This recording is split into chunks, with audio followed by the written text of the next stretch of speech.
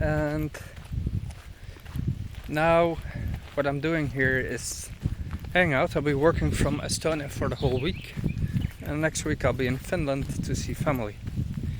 Now why is it interesting to be back for me linguistically? Because I speak Russian, and the words of Finnish and actually the whole mix of languages here that are being spoken is quite interesting for language speakers like us. You can practice your Russian here. There's way more Russian spoken than in Poland. It's like the area was, it's every person. I can't cross here. On the other hand, why it's nice is that it's fresh. In Poland it was so hot, but here a little bit fresher. Rain in the air, let's say, just fantastic. Just a bit of a relief, honestly, to be in a cooler part of Europe. And what else? Estonia was one of Europe's leaders for a while with digitalization and stuff. It really peaked a while ago, like what, 2018 or so, until COVID. It's like peak Estonia. Now it's trying to find itself in a place of geopolitical conflict, inflation,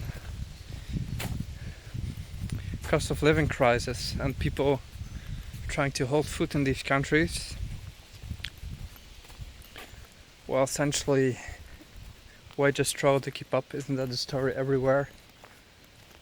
But rent here isn't low either, so people try to sort of get by, and Europe is so dynamic that you have people from here obviously moving to Finland, but also to places like Lithuania, because that's catching up as well.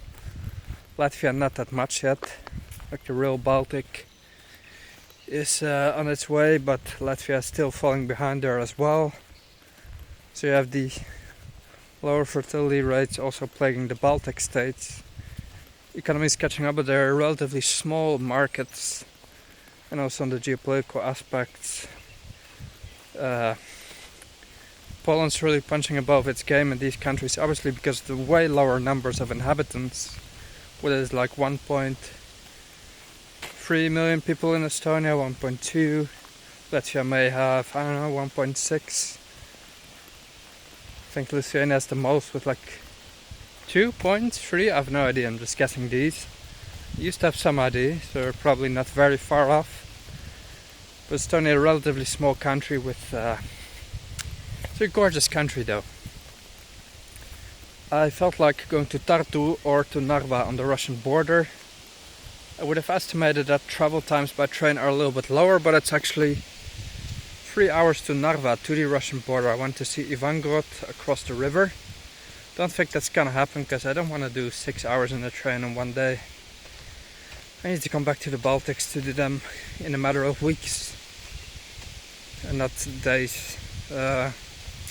Tartu won't happen either. It is also 2.5 hours or so, and that's the fast train.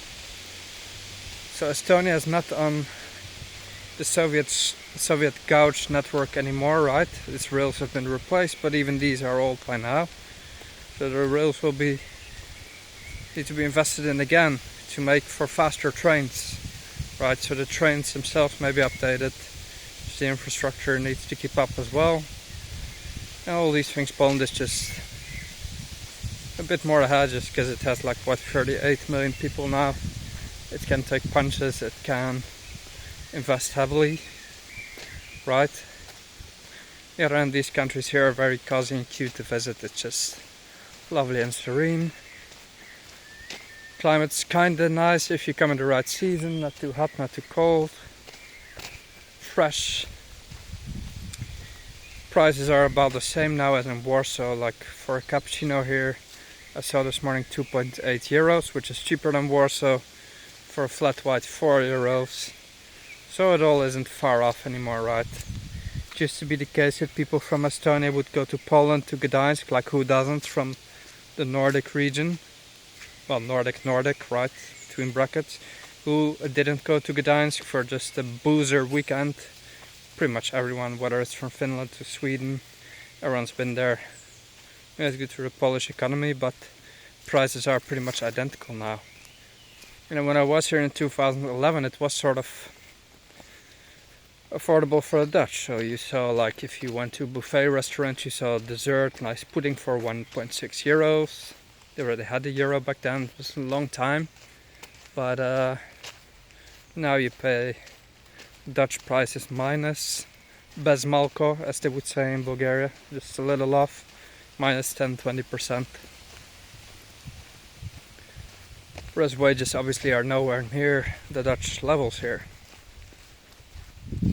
Probably comparable to Poland, perhaps even slightly higher, I'm not sure.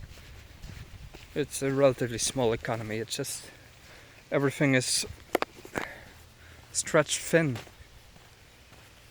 And we have Finland across the Bay of Tallinn here, across the sea. With St. Petersburg on the right, obviously it's a bit far off. Borders closed for traffic, except just for pedestrians, I believe. You travel along, either hitchhiking or bus, and across the border you switch, right? Long queues and everything at Nova Ivanovgrad. Would be cool to see the fortresses, but it's not gonna happen. I want to sacrifice the 6 hours. And we have Finland across the Gulf here, which is also struggling economically. It has high unemployment right now. It was like 10%. It's brutal. Innovation is stalling. Also struggling with aging population. This is not a very big country in general. It does have 5 million people, 5.3, 5.7. Huge place to maintain, right? Road network, rails, just lots of surface to stretch. So even Finland is coping in how long Europe stays like prosperous this way, the way it is it even anymore? If the young people are sort of looking, where can I stretch my salary farthest, where can I study, how do I get by? It's a very tough time for many people. Ever since COVID, I believe. Ever since. Same goes for Bulgaria. So I left Bulgaria like a year and a half ago. And they've had a euro, which I think long term is a good thing.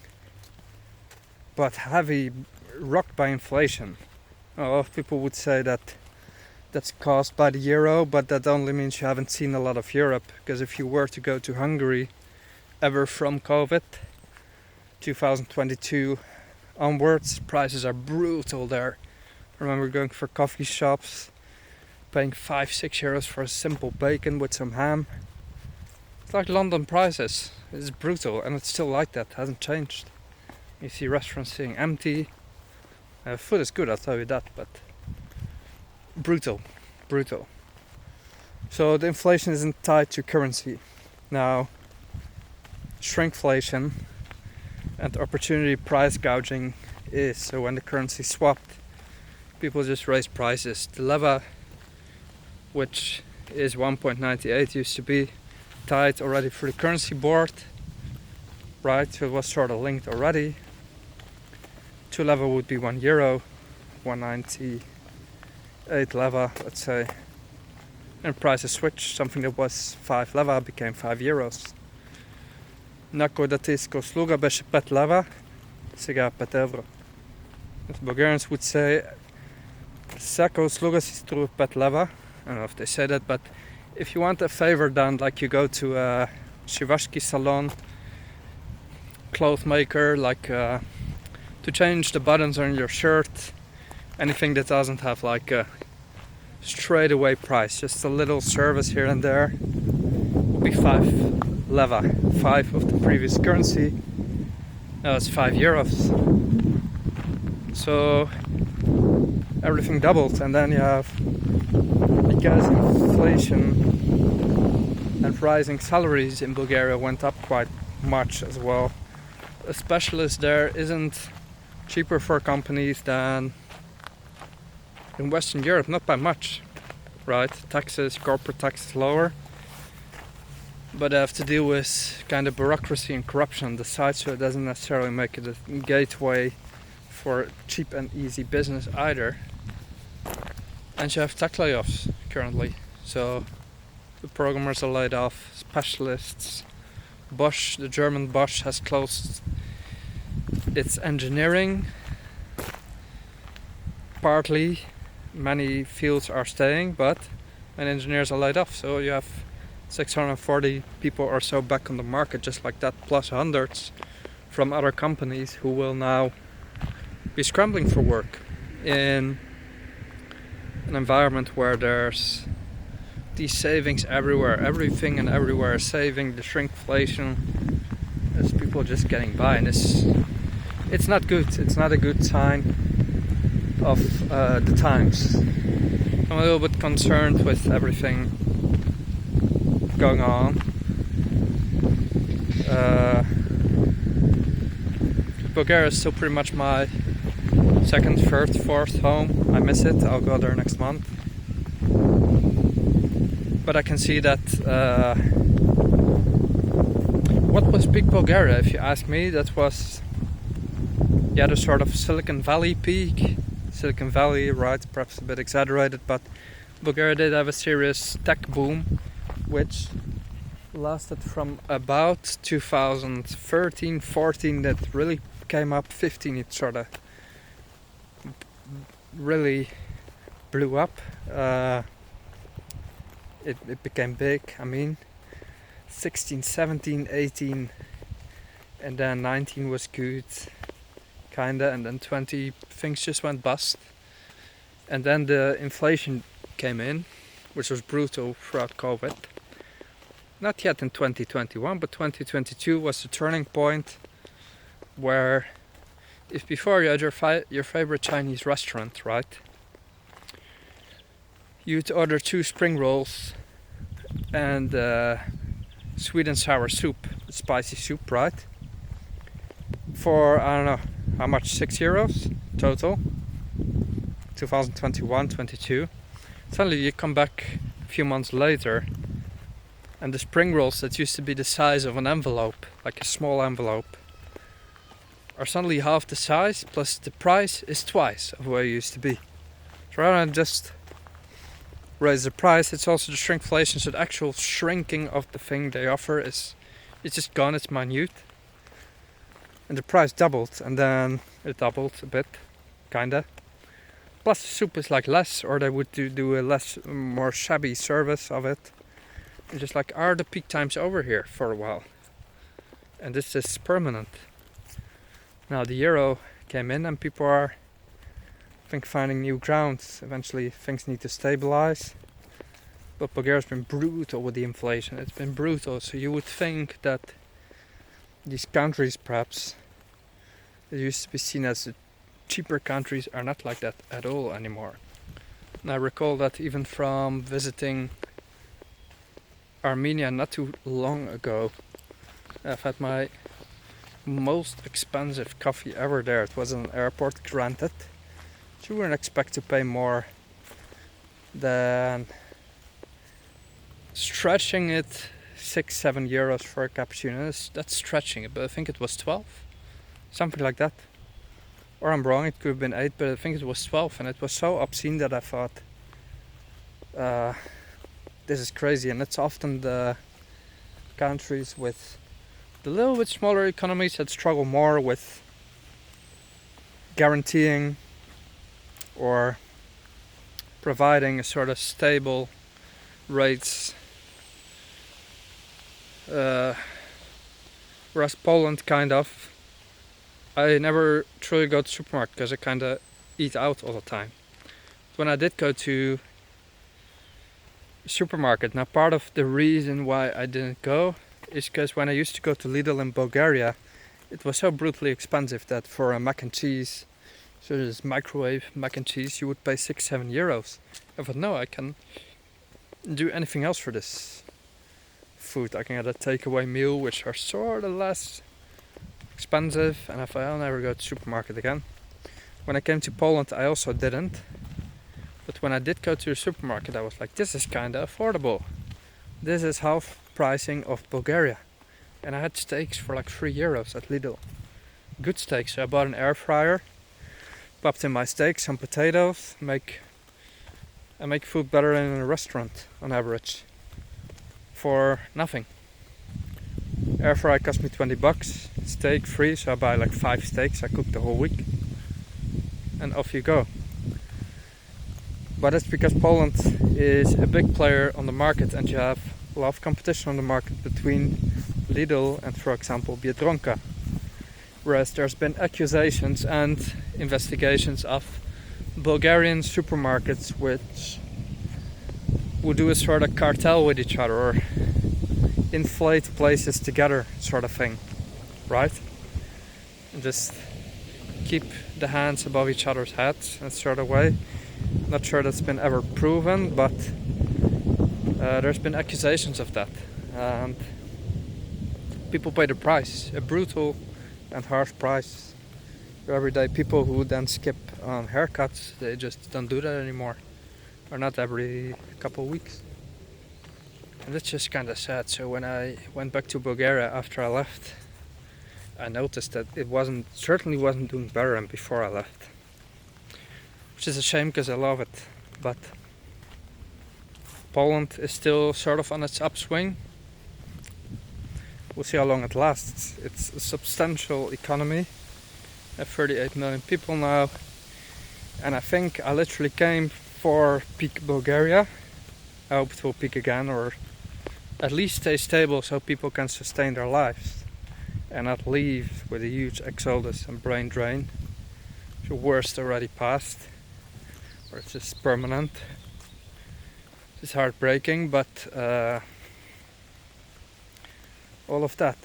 Poland still is in the upswing now, so I think I've seen peak Bulgaria at least for my lifetime. Then I came for peak Poland is now. So Poland's really peaking on, maybe it hasn't even reached a peak yet, but it's prospering quite decently. Many issues still, but big issue will just be keeping it up. Plus drinking water is an issue. Eventually, drought. It's way more dry than, for example, Estonia, Finland. Doesn't rain a lot. That's an issue. Just the holding up of water in your territory. Lots of it isn't held up. Bulgaria is struggling with that too. Bulgaria has a water crisis in some regions, quite serious crisis regions like Pleven, but even right around Sofia, we have water regimes. Just significant part of water lost through leaking infrastructure. Poland has some of that, but has the means to invest and to make leaps. So I've sort of made a bet for the future for, okay, I'll do my 20s here, a bit of adventure, fun, stability, IT peak. And then for my 30s, I looked for a little bit more, let's say, prosperity, stability, predictability. That's what I think I did. And I think it's what I achieved. With my best estimates and with my own efforts and the welcoming attitude that I've always received from people, whether in Bulgaria or elsewhere, or even when traveling here in Estonia. I've been sort of walking in circles. I didn't intend to make a whole geopolitical analysis, but I do like to sort of ramble about stuff. It's not all necessarily based on facts or whatever, but as far as I know, from traveling around, I notice a lot. I like to sort of always be on the move and think of my next positions. Where would I like to be? Where would I like to settle or even retire in the far future? And I just like to keep my mind busy this way. So as always, I recommend traveling, exploring, walking, and in general being on the move, getting sun, getting your vitamins, and just be out and about rather than don't doom scroll. There's a lot going on, a lot to be positive for as well. I think I've talked a bit of doom right now, but there are really times of pivot in Europe, and countries and people are actively thinking like, how do we scroll past the next decade? It's not looking too easy, but I think for now I've shared enough, so I'll catch you later in the next video. Bye.